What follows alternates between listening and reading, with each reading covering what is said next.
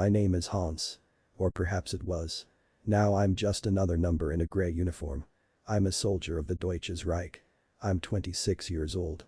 Or was. I came to this war because. Well, because my homeland called me. Because I believed we were defending something. That was 2 years ago.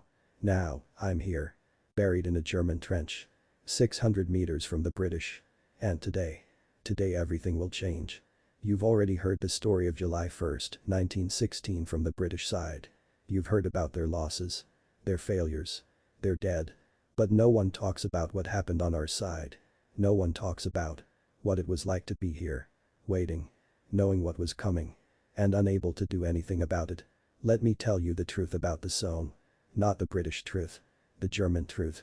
The truth about being on the winning side of a battle. We arrived at the Somme in May. My regiment had fought before. We already knew death. But here was different. Prince Rupert of Bavaria, our commander, was an intelligent man. Different from British generals. He said. The British will come. They'll try to break our lines with a massive bombardment. So he did something that seemed like madness at the time. He made us dig deep. Not trenches like you imagine. Simple holes. Bunkers. Underground. 30, 40, even 50 meters deep. Protected by layers of sandbags. Protected by iron beams. Protected by concrete. When a grenade falls on the surface, it explodes. But below we were safe. We dug for weeks. The British hadn't started their bombardment yet. So we knew it was coming.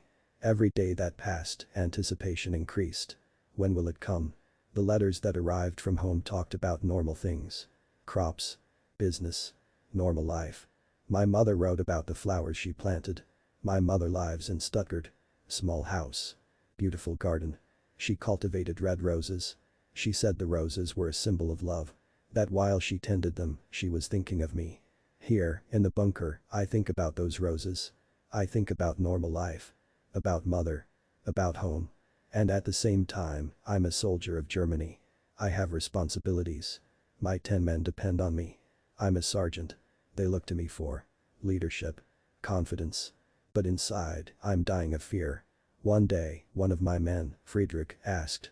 Sergeant, do you think we'll survive? I looked at him. He was only 19 years old. Yes, I said. We'll survive because we're prepared. Because Rupert is intelligent. Because the British are naive. He smiled. Seemed relieved. But I knew. I knew that he would die. June 26th. 4 o'clock in the morning. I woke with the ground trembling. It's not an earthquake. It's like giants were stepping on us above. Apocalypse. That's the only word. The British started their bombardment. And it wasn't like any bombardment I had experience with before. Above the surface, which was now just 1 kilometer above us, the world was ending. I created this term in my mind. Apocalypse. Because it was exactly that. The end of the world. We went down to the bunkers. All of us. 10 men and me in a space of 20 by 10 meters. In the dark. Damp. With the smell of fear and sweat. Above, grenades were falling. Millions of them. 1 million, they said later. 1 million grenades. Friedrich asked. Sergeant, will they destroy everything? Probably, I answered. There was no reason to lie anymore. 7 days. 168 hours. 1,054,000 grenades. Can you imagine? Each second, dozens of explosions. Hundreds of explosions. Morning, afternoon, night. Never stopped. The men prayed. Some prayed out loud. Vater unser, der du bist im Himmel. Our Father, who art in heaven. Their voices echoed in the bunker. Mixing with the sound of explosions. I didn't pray. I just sat and thought about my mother. About her roses. About hot coffee at night. About nights when she sang to me when I was a child. About everything I would lose if I died. The British, in their trench on the other side, hoped the same thing. That all those grenades would kill us. That we'd come running out. That we'd abandon our positions. But there was a problem with their plan. The mud. You see, the new British grenades were advanced. New technology. But when they fall in wet mud. When they fall in saturated soil. Many of them don't explode. They sink.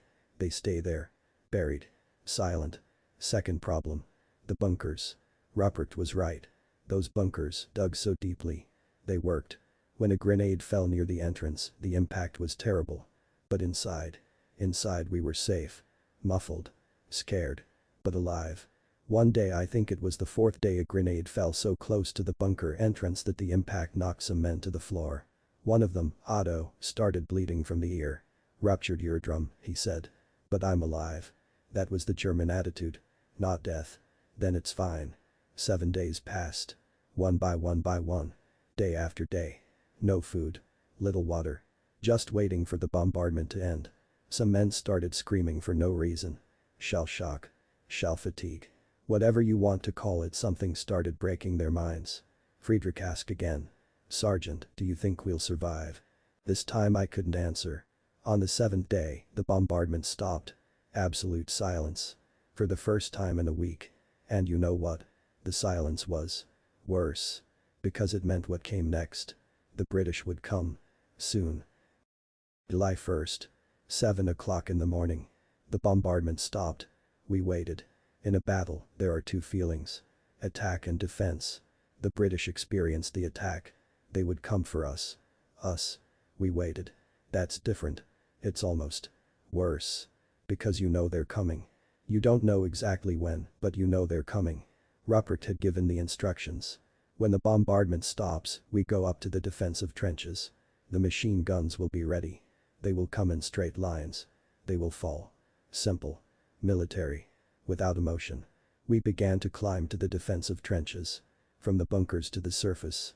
From relative safety to, well, to the battlefield. The scene above was indescribable. The world had been reformed. Reconstructed. Craters. Infinite craters. Where there had once been grass and flowers, now there was only turned over earth. And the smell. My God, the smell. Cordite. Burned powder. Turned earth. And something else. Something I recognized as death. I put my men at the machine guns. "You know what to do," I said. Friedrich was next to me. Eyes very wide. Scared. "Sergeant," he whispered. "How many will come?" "Many," I answered. "Much more than we can count." Then. We heard it. Whistles. From the other side. British signaling the advance. And then. They came. Lines. Lines of men. Walking in perfect formation. Like a parade. Like they were on a training exercise. Straight lines. Uniform. Predictable. Rupert smiled. "Exactly as planned," he said. Friedrich started. Rat-tat-tat, rat-tat, rat-tat. The Maxim machine gun. When you fire it, it's like slowing down a waterfall of death. Each bullet is a man. Sometimes more than one. The British started to fall. Dozens. Hundreds. Entire lines. They fell. But here's the truth that no one tells. We hated it. You see, there's a difference between firing at soldiers like yourself, people who understand what war is, and firing at people who seem not to understand. Those British men were young. Many of them. Walking in straight lines. To death. Like lambs to the slaughter. Friedrich stopped firing for a second. "Sergeant, they don't have a chance." "No," I said. "They don't." He resumed the machine gun. But his hand was shaking. The British officers shouted. "Advance. Advance." So the men advanced. To their death. They got close to the wire. The wire that wasn't destroyed by the bombardment. They got stuck. And as they got stuck, we fired. We killed. How many? Hundreds. Thousands. It wasn't like combat. Combat is when both sides have a chance. This was slaughter. One British officer near the wire got pinned there. Screaming. I ordered Friedrich to stop firing. "He's stuck," I said. "Let him go." Friedrich looked at me. "Sergeant. Stop firing at that man. He's out of combat." Friedrich obeyed. Stopped firing at that specific man. But the other German soldiers kept firing. The officer died. Like the others. On that first day, we killed 20,000, 30,000 British men. With just, how many? 50 machine guns. 100. The ratio was impossible.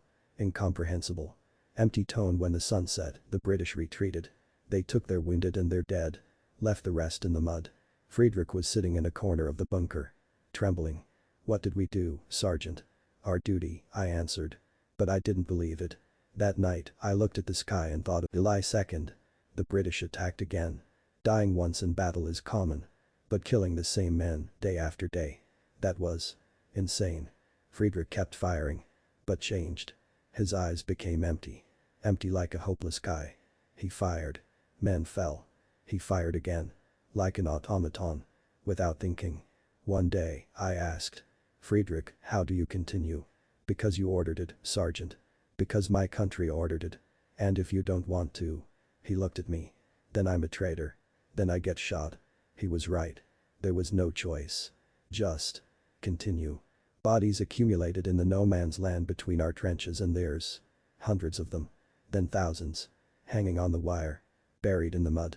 Rotting in the sun. The smell. There are no words to describe the smell of mass death. After weeks, you stop noticing.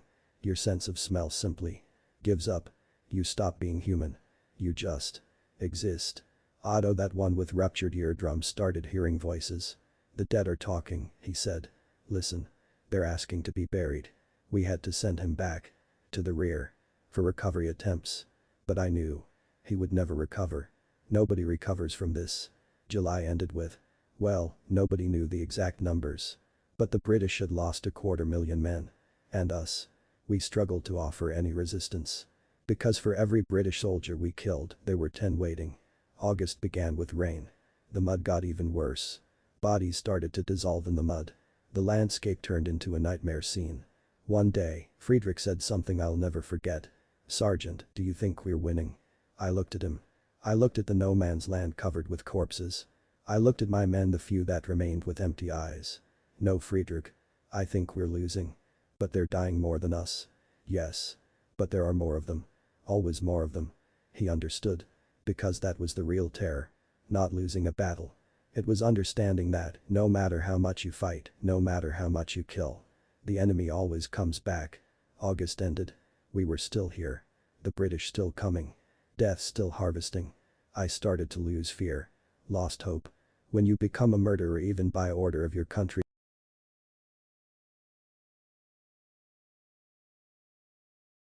September. New sound. Zun. Clank. Clank. Clank. The British brought. Machines. Tanks.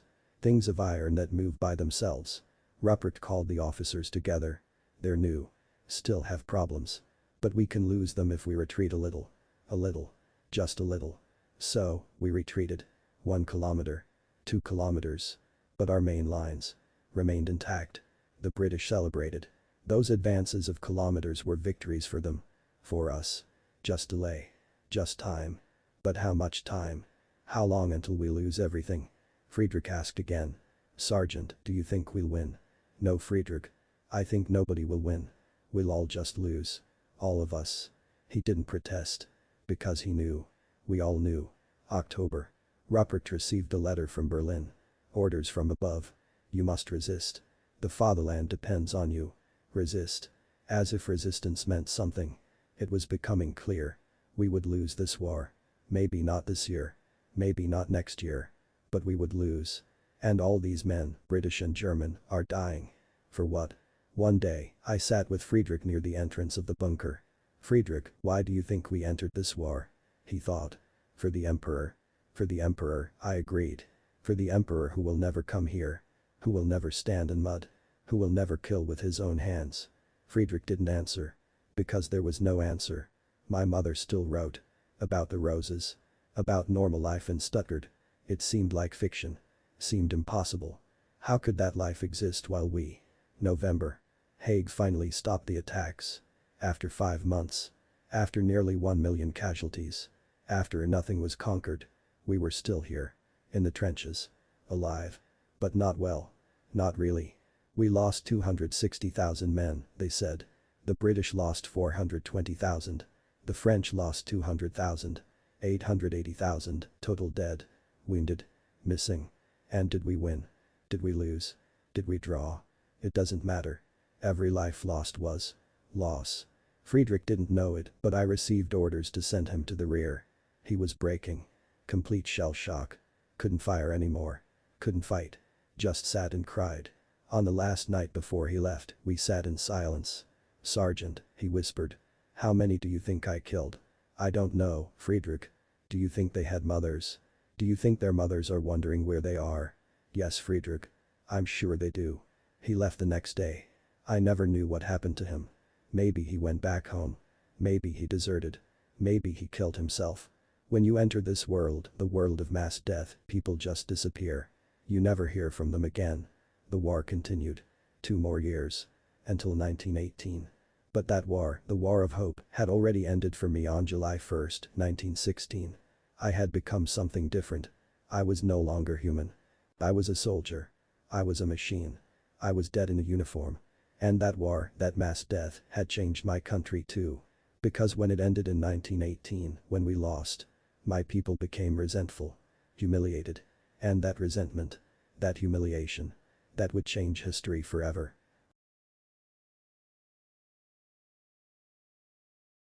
I returned home in 1919. The war was over. We lost. But here's the irony that no one talks about. The British and French lost, too. They lost on an even larger scale. We all lost. My mother was waiting at the station. Cried when she saw me. My son. You came back. But I didn't come back. The boy who left Stuttgart in 1914 died at the Somme. I told her about the war.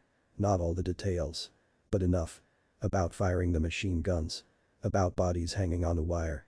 About Friedrich and Otto and the others. She listened in silence. Then asked. Did you kill? Yes, mother. I killed. Many. Then you carry those deaths with you. Every day, mother. Every day. Those red roses were still in the garden. She had kept them alive. Just like I had tried to keep myself alive. But I wasn't alive. Just breathing. 880,000 men died at the Somme. Some British. Some German. Some French. And for what? A 140 square kilometer advance. No strategic victory. Nothing. Because here's the truth, that doesn't matter which side you fought for. The Somme destroyed something. It destroyed innocence. Faith. The belief that war had meaning. I won that day, July 1st. My men killed 20,000 British soldiers. We lost only, well, a few hundred. We won. But when you win that way, when you win by killing men in straight lines who don't have a chance, you don't feel like a victor. You feel like a murderer. And that feeling, that guilt, it follows you your whole life. After the Somme, there were 2 more years of war. More death. More massacres. And when it finally ended, when we lost, my country was wounded, humiliated. And in that wound, that humiliation that never healed, something grew. Something dangerous. I won't talk about where it led. You already know that story. But know this. The Somme planted a seed. A seed of fury. Of resentment. Of desire for revenge. And that seed grew. So when people ask if I won the Somme, that's my story. The story of a victor who felt defeated. Those British soldiers who attacked in straight lines. They were brave. They were heroes to their country. And those of us who killed them. What were we? There are no easy answers in war. There are no real heroes. Just death. And those who survived to tell it. If this video changed your perspective about the Somme, if it made you understand that there were soldiers on both sides fighting for survival, please subscribe to the channel to hear more stories that textbooks don't tell. Comment. Which moment from this German perspective affected you most? Share. Help humanize history. Because behind every uniform there's a man. A son. A brother. Thank you for letting me share. And for all those 880,000 who fell at the Somme. British. German. French. You were not